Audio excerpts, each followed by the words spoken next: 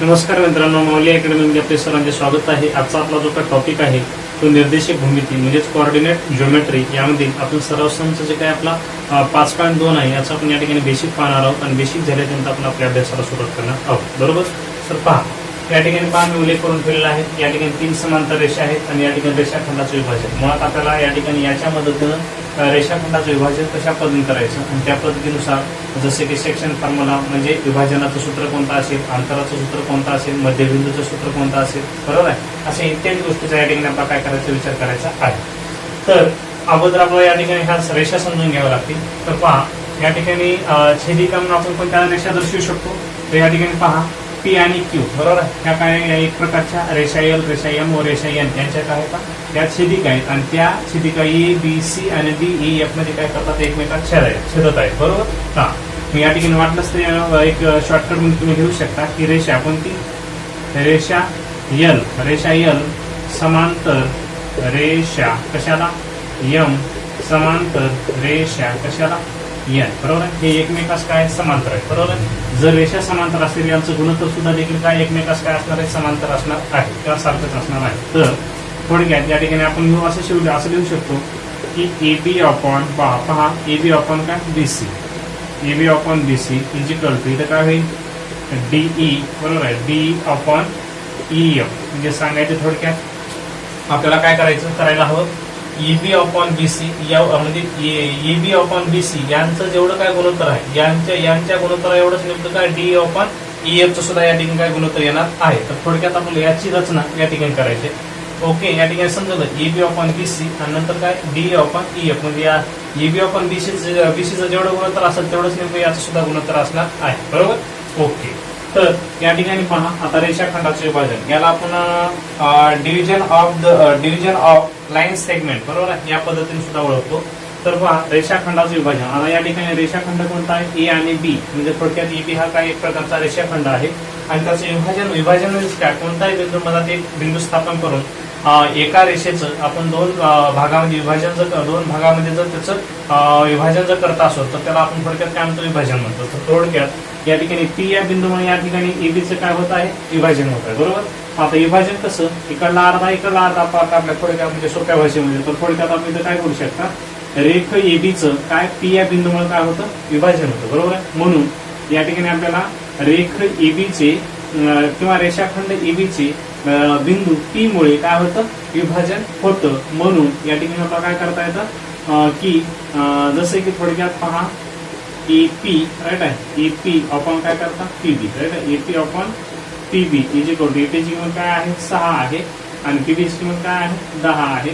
तर हे झाले बेत्रिक 6 आणि हे झाले बेपंचे 10 म्हणजे थोडक्यात रेषाखंड कोणता एबी, राईट आहे, रेषाखंड एबीचे बिंदू कशामुळे पी मुळे काय विभाजन होऊन ते किती मध्ये विभागतं, 3/5, बरोबर आहे, 3/5 या प्रमाणात काय करतं, विभागतं, बरोबर आहे, या प्रमाणात विभागतं। ओके, हा, तर थोडक्यात आपल्याला या ठिकाणी समजून घ्यायचं आहे एपी भागिले पीबी म्हणजे 6/10 याला काटल्याचं 305 आलं म्हणजे रेषाखंड एबी होता। रेषाखंड एबी मध्ये पी हा बिंदू स्थापन केल्यामुळे पी हा बिंदू काय करतो, एबीचं 3/5 या प्रमाणात काय करतो, तो विभाजन करतो, बरोबर। तर थोडक्यात या पद्धतीने आपण एक रेषाखंडाचं विभाजन कशा पण करायचं हे आपण जाणून घेतलं। आता लगेच आपण विभाजनाचं सूत्र कशा पद्धतीने आपल्याला सिद्ध करता येईल याचा विचार करणार आहोत आणि पुढील भागामध्ये जे काही मध्यबिंदू सूत्र असेल, बरोबर आहे, हे इत्यादी सूत्र यांचा देखील आपण विचार करणार आहोत। याचा जर आपला स्क्रीनशॉट घ्यायचा असेल ते तुम्ही घेऊ शकता।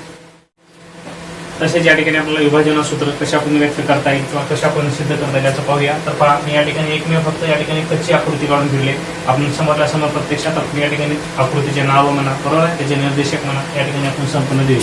हा कोणता अक्ष आहे, एक्स अक्ष असतो, बरोबर आहे। एक्स अक्ष हा काय झाला, प्लस झाला, या ठिकाणी काय करायला मायनस करा, हा काय झाला, वरचा जो असतो तो प्लस असतो, बरोबर, आणि खाली जो वाय अक्ष असतो तो कसा असतो, मायनस असतो, राईट। अक्ष आपण स्थापन केले, आता अक्ष स्थापन केल्याच्या नंतर आता या ठिकाणी हे जे काही थोडक्यात आपण रेषा ओढून घेतलेले आहेत, बरोबर आहे, त्याला डॉट असं करून घ्या, बरोबर।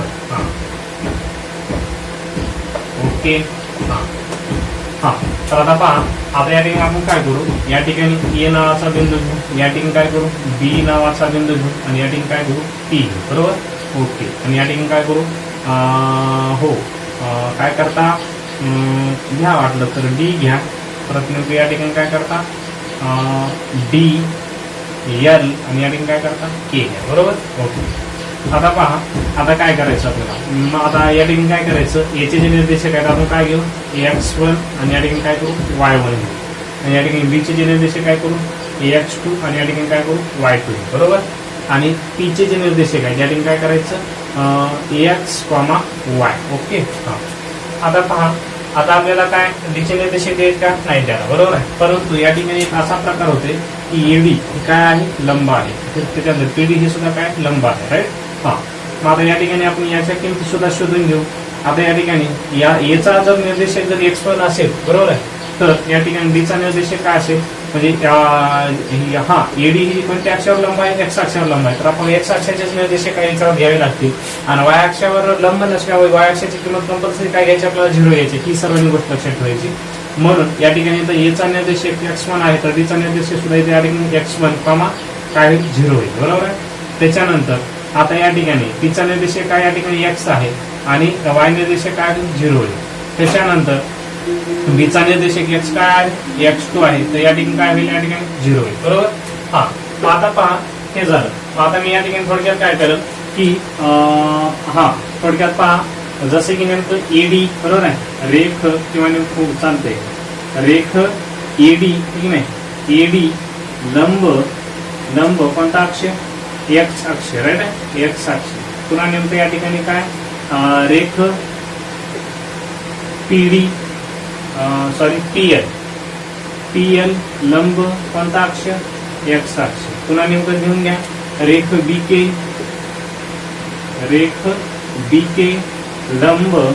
लंब काय करता एक्स अक्ष. राईट ना. एक्स अक्ष. ओके. या पद्धतीनुसार झाल्याच्या नंतर आता आपल्याला काय करायचं हे झालं. आता आपण काय करू जसं की आपल्याला निर्देशक, आता आपल्याला निर्देशक शोधायचे. पहा आता मी तुम्हाला सांगितलं 3 समांतर रेषा. बरोबर आहे. उदाहरणार्थ एबी पीएल आणि बीके या नेमके एकमेकाला काय समांतर आहेत. बरोबर आहे. वाटलं तर या ठिकाणी घेऊ शकता की रेषा ठीक नाही रेषा कशा एडी ठीक नाही एडी समांतर रेषा समांतर रेषा काय करता पीएल त्याच्यानंतर समांतर रेषा राहिली शेवटची कोणती बीके. राईट ना. बीके. ओके. मग आता पहा या ठिकाणी आपल्याला जर समांतर असतील तर नेमकं मी या ठिकाणी उल्लेख करू शकतो एपी भागिले पीबी आणि तर डीएल भागिले एलके. राईट आहे. तुम्ही कोणती निर्देशक घेतले तर काय अडचण येणार नाही, म्हणजे शिरोबिंदू घेतले तर. ओके. तर या ठिकाणी आपण लिहू शकतो आता शेवटी की डायरेक्ट आता आपण किमती काढायच्या. जसे की थोडक्यात वाटलंच तर अगोदर काय काढा डीएल चे अंतर काढून घ्या डीएलचा. बरोबर आहे. या ठिकाणी वाटलं तर घेऊ डीएल इज इक्वल टू पहा एक्स मायनस x1. या ठिकाणी काय होतं एक्स मायनस x1 होतं. त्याच्यानंतर एल के काय होतं पहा x2 मायनस x होतं. अंतर काढता होतं आपण x2 मायनस x. राईट. मग आता पहा मी आता विस्तार मांडत होता एपी भागिले पीबी आणि नंतर डीएल भागिले एलपी, कारण का यांचं गुणोत्तर हे यांच्या गुणोत्तर एवढा असायला हवं. म्हणून या ठिकाणी लिहायचं एपी भागिले पीबी. तिथे लिहतो मी एपी भागिले काय करायचं पीबी इज इक्वल टू या ठिकाणी काय करता डीएल भागिले एलपी. राईट आहे. परंतु या ठिकाणी एक खास वैशिष्ट्य द्यायचं की कोणती बाजू वाटलंच तर रेख. तर या ठिकाणी रेषाखंड एबीचे बिंदू पी ने एन या गुणोत्तरात विभाजन केले आहे. रेषाखंड एबीचे बिंदू पी ने यमास एन म्हणजे एम आणि एन या गुणोत्तरात विभाजन केले आहे. राईट. आता आपण या ठिकाणी डीएल ची किंमत एक्स मायनस x1 घेतला, एल के ची किंमत x2 मायनस x घेतलेला आहे. कशानुसार इथल्यानुसार, म्हणजे हा डीएल आणि नंतर एल के याचा अंतर काढला. आता आपल्याला विभाजन करायचं आहे.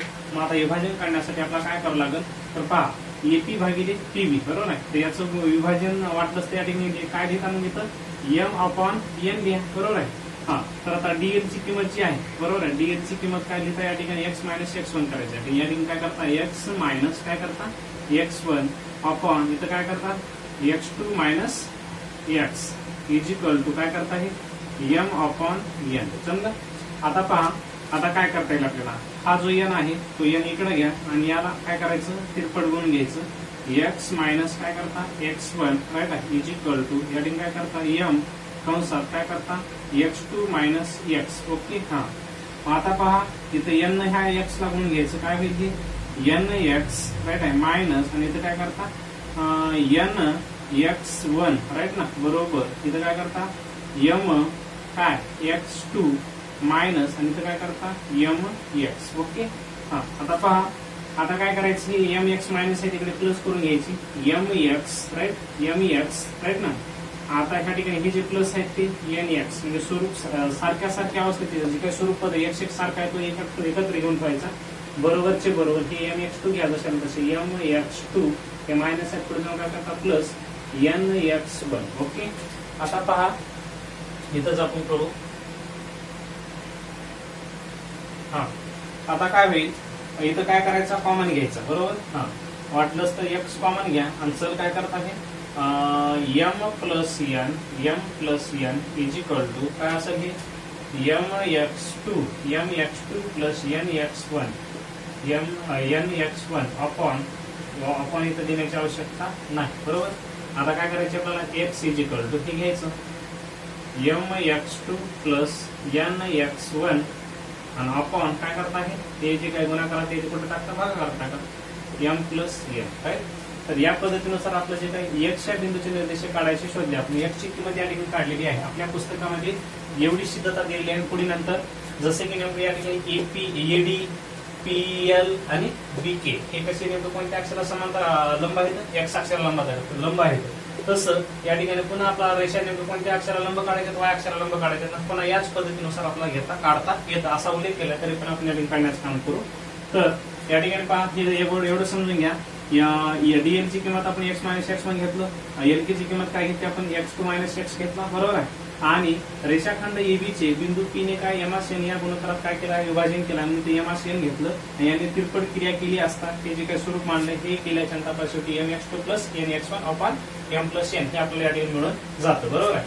थोडक्यात आपण या ठिकाणी काय करू एक वायचं सुद्धा नेमकं या ठिकाणी सिद्धता घेऊन टाकू बरोबर. हा, तर पहा आता मी काय करणार या ठिकाणी थोडक्यात आपला समजून घेण्यासाठी एक हा ओके असे इथे एक लंब काढून घ्या. पुन्हा या ठिकाणी सुद्धा लंब काढून घ्या.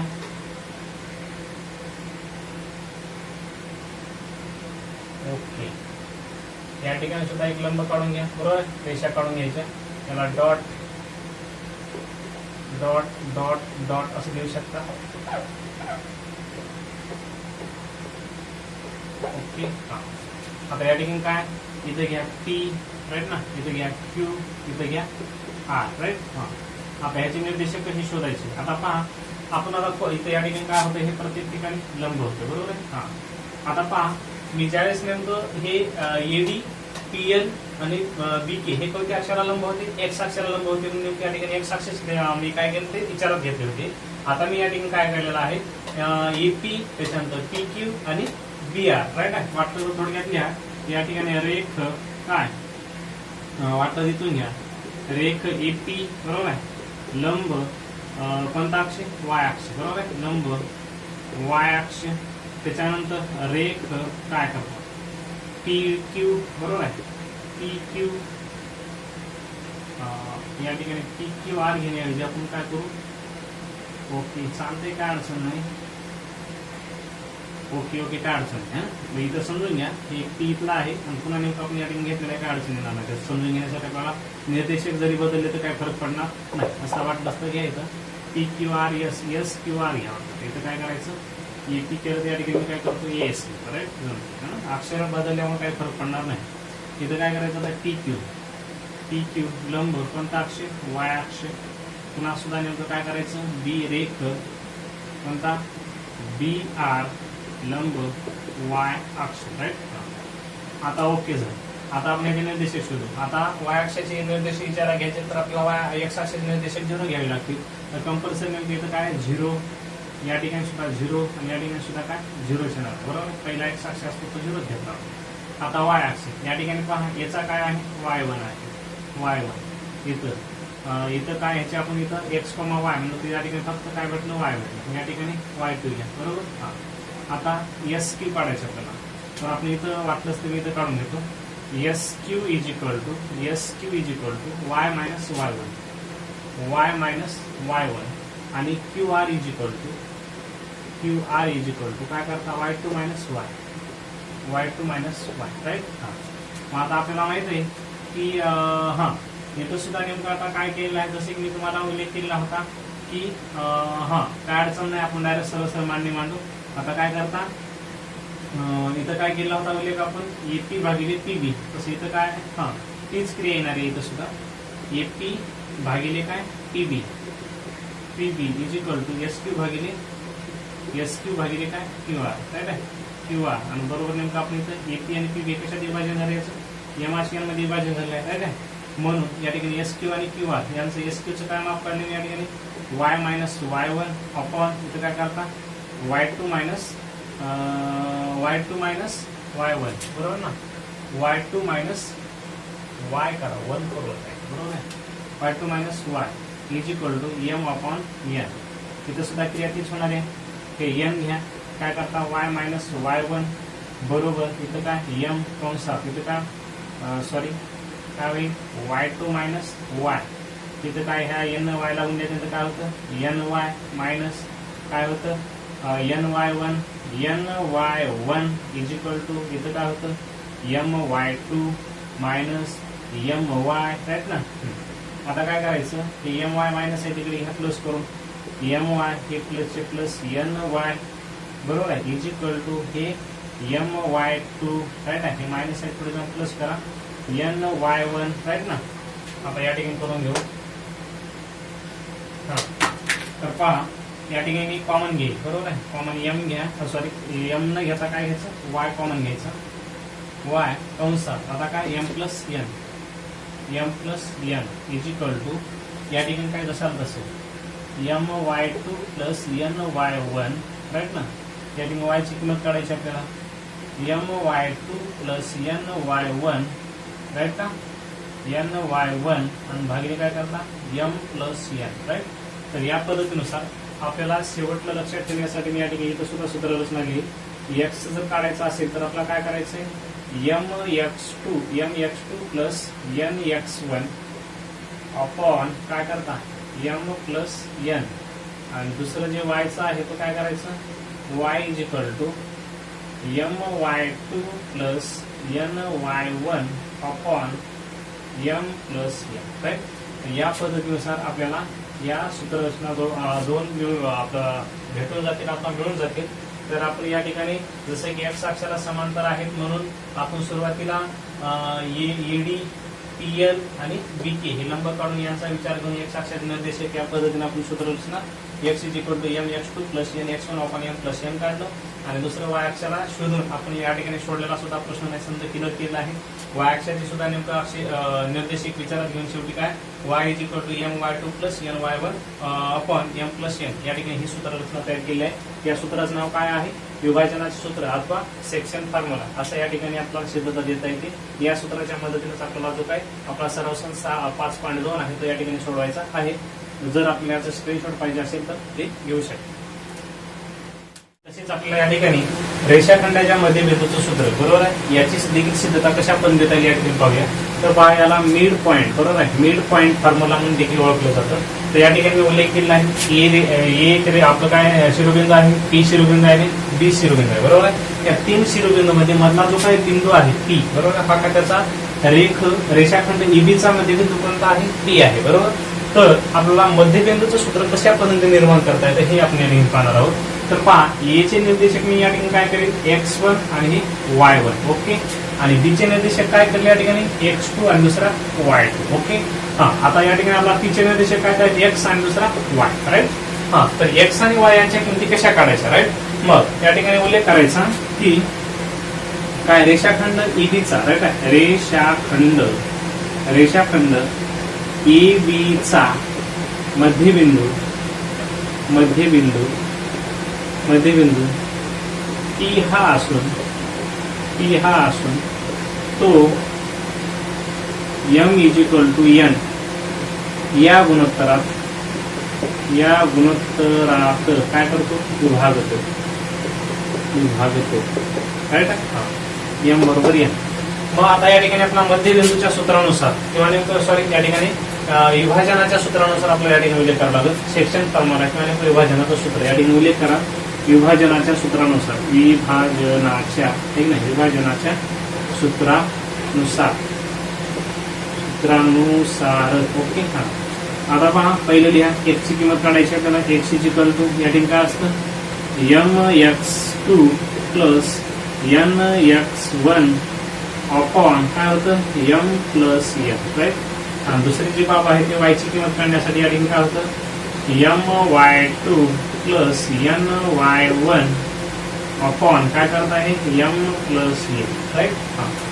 आता काय करायचं, आता पहा, x = m x2 + या ठिकाणी पहा, इथे मी काय करतो, mx1 अपॉन इथं काय करतो, m + m, राईट आहे. इथं लिहा कारण का, तर m बरोबर काय केलेलं आपण, n, किंवा n बरोबर n, m च्या ठिकाणी n आणि n च्या ठिकाणी m, जरी लिहिलं तर काही कुठल्या पदाचा परिणाम होणार नाही. आता m काय आहे तर सारखेच आहे, त्यासाठी काय काढायचा, कॉमन काढायचा, राईट. आता मग कंसामध्ये काय राहतं पहा, हे x2 + काय असतं, x1, राईट ना. हा, आणि भागिले काय करता या ठिकाणी 2m करा, राईट आहे. हा, तर हा m आणि हा m काय झाला, कॅन्सल झाला. भेटलं काय आपल्याला, x2 + काय, x1 अपॉन काय 2, राईट आहे. किंवा x1 + x2 असं सुद्धा लिहू शकता. या ठिकाणी काय लिहू शकता, x1 + x2 अपॉन 2. हे कशाचं आहे, x ची किंमत निघाली, म्हणजे मध्यबिंदूच्या सूत्रानुसार आपण विचार मांडू शकतो. ते झालं x. आता त्याच पद्धतीनुसार y काढू. तर पहा, हा, इथं काय करायचं, my2 + इथं काय करता, n च्या ठिकाणी घ्या, m च्या ठिकाणी घ्या, काही परिणाम होणार नाही किंवा काही फरक पडणार नाही. इथं सुद्धा my1 आणि भागिले इथं काय करता, m + m, राईट. हा, कॉमन काय घेता, m कॉमन घ्या. हा, आता इथं y2 + y1, राईट ना, आणि भागिले काय करता, हे 2m करा. हा m कॅन्सल, हा m कॅन्सल. इथं काय भेटले, y2 + y1 अपॉन इथं काय 2, म्हणजे थोडक्यात त्याला फिरून सुद्धा लिहू शकता, y1 + y2 अपॉन काय 2, म्हणजे काय भेटते, y. तर या पद्धतीनुसार आपल्याला काय, की जे काय मध्यबिंदूचं सूत्र आहे, मध्यबिंदूचे सूत्र या पद्धतीने निर्माण करता येतं. आणि या पद्धतीनुसार x आणि y च्या किमती देखील काढता येतात. यांची a चे निर्देशक दिले असतील, b चे निर्देशक दिले असतील, तुम्हाला p या बिंदूचे निर्देशक जर काढा म्हटलं तर सहजरित्या या सूत्राचा उपयोग करून आपल्याला ती क्रिया पूर्ण करता येते, बरोबर आहे. जर आपल्याला स्क्रीनशॉट घ्यायचा असेल तर ते तुम्ही घेऊ शकता. तर या ठिकाणी आपल्याला मध्यगा संपात बिंदू या सूत्राचा विचार करायचा. तर पहा, मध्यगा संपात बिंदूचं सूत्र कशा पद्धतीने आपण निर्माण करता येतं. तर पहा, या ठिकाणी किती एक आकृती आहे, आकृतीमध्ये नेमकं पहा ABC आकृतीचे काही शिरोबिंदू आहेत, आणि शिरोबिंदू असताना AD, बरोबर आहे. AD हा या आकृतीमध्ये ABCचा काय आहे, मध्यबिंदू आहे, बरोबर आहे. आणि मध्यबिंदू असताना त्रिकोण एबीसीचा जी हा काय आहे, मध्यगा संपात बिंदू आहे. तो मध्यगा संपात बिंदूचे आपल्याला x आणि y हे जे काही निर्देशक आहेत, या निर्देशकाच्या किमती कशा पद्धतीने काढायच्या या ठिकाणी याचा आपला विचार करायचा आहे, बरोबर. तर पहा, अगोदर आपण या ठिकाणी ए या बिंदूचे निर्देशक काय करू समजायचे, तर या ठिकाणी x1 आणि या ठिकाणी काय करता आहे, y1, बरोबर आहे. या ठिकाणी काय करता आहे, x2 आणि y2. बी बिंदू आणि सी चे काय करता, x3 आणि दुसरा काय y3, राईट. मग आता डी या बिंदूचे निर्देशक, जी या बिंदूचे निर्देशक x, y हे मध्यगा संपात बिंदू, याचे आपल्याला शोधायचे कसे आपण काढतो काय. तर आपला डी या बिंदूचे निर्देशक पाहिजे, परंतु या ठिकाणी बीसी हा नेमका काय, डी या बिंदूचा काय आहे, मध्यबिंदू आहे. बीसीचा डी हा बिंदू काय आहे, मध्यबिंदू आहे. मध्यबिंदूच्या सूत्रानुसार जरी आपण विचार केला तर या ठिकाणी काय होतं की आपलं काय x3 + काय x2 आणि भागिले काय करता आहे 2, आणि पुन्हा नेमकं या ठिकाणी काय होतं y3 + y2 भागिले इथं सुद्धा 2, बरोबर आहे. म्हणजे हे काय झालं, उदाहरणार्थ हे x1 आणि हे x2 आणि हे y1 आणि हे y2, बरोबर आहे. तुम्हाला समजून घ्यायचं आहे, राईट. तर पहा, या ठिकाणी उल्लेख करा की ए या बिंदूचे निर्देशक बरोबर आहे. ए या बिंदूचे काय निर्देशक, ए या बिंदूचे निर्देशक काय आहेत, ए इज इक्वल टू इथे काय करता x1, y1.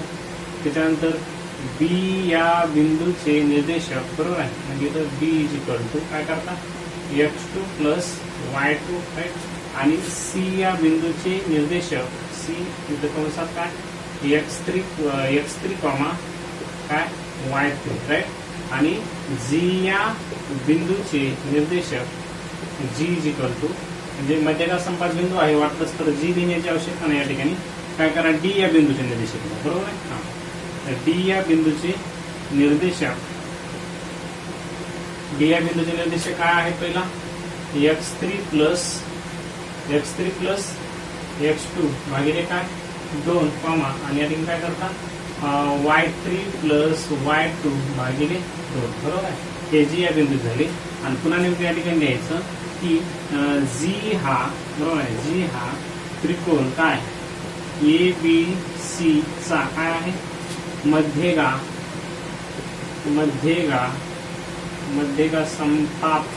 संपात बिंदू आहे राईट आहे. तसेच काय नेमकं बिंदू डी हा बिंदू बाजू कशाचा BC चा काय आहे मध्यबिंदू आहे राईट आहे. आपल्याला विभाजनाच्या सूत्रानुसार सिद्धता करावी लागेल, तो उल्लेख करायचा कशानुसार, विभाजनाच्या सूत्रानुसार, राईट ना, विभाजनाच्या सूत्रानुसार ओके. हा आणि त्याच्यानंतर हे जे काही प्रमाण आहे एजी आणि जीडी बरोबर आहे, एजी आणि जीडी याचं सुद्धा प्रमाण या ठिकाणी घेऊन टाका की हो एजी अपॉन काय करता जीडी करा, AG upon GD is equal to एजीची किंमत काय या ठिकाणी 2 आणि या ठिकाणी काय आहे 1. म्हणजे थोडक्यात या ठिकाणी द्यायचं m upon n is equal to बरोबर आहे, थोडक्यात कॉमा द्या आणि m इज इक्वल टू काय करा 2 घ्या आणि n इज इक्वल टू काय करता 1 घ्या राईट. आता उल्लेख करायचं या ठिकाणी विभाजनाच्या सूत्रानुसार पहिली किंमत आपण काय x काढत असतो right. x is equal to इथे काय करता mx2 प्लस nx1 भागिले काय करता हे m प्लस n. आपल्याला m ची किंमत आपण काय घेतली आहे 2 आहे आणि n ची किंमत काय आहे 1 आहे बरोबर आहे. परंतु आपल्याला x1 हा आहे आणि x2 ची किंमत नेमकं ही आहे x3 प्लस x2 आणि या ठिकाणी y2 ची किंमत काय y3 प्लस y2. तर m ची किंमत आपण काय घेऊ 2 घेऊ राईट आहे 2 आणि जर कंसात लिहा x2 ची किंमत काय असेल या ठिकाणी x3 प्लस x2 राईट आहे. x3 प्लस काय x2 आणि भागिले काय आहे 2 राईट ना. आणि या ठिकाणी प्लसचा प्लस n ची किंमत किती आहे 1 आहे आणि x1 ची किंमत काय जशाला तसा आहे n इथं काय करा x1 राईट, हा x1 इथला राईट.